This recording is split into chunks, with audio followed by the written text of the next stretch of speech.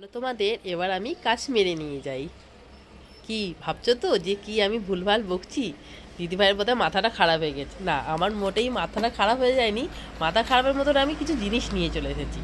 হ্যাঁ, এই ঝুমকাটা, এই ঝুমকাগুলো, এই ইয়াররিংসগুলো, এগুলো হচ্ছে সব কাশ্মীরি ইয়াররিংস। দেখো, একদমই আলাদা না, খুবই ডিফারেন্ট না? এটাকে বলে কাশ্মীরি ইয়াররিংস। মিনাকারিও আছে, প্লেন গোল্ডেনেরও আছে, কুন্দনেরও আছে। এগুলো সব কিন্তু কাশ্মীরি ইয়াররিংস। ডিজাইন দেখছো, এক্সে বারখার এক ডিজাইন। প্যাকেটের ভিতরে ভিতরে আরও অনেক সুন্দর সুন্দর ডিজাইন আছে।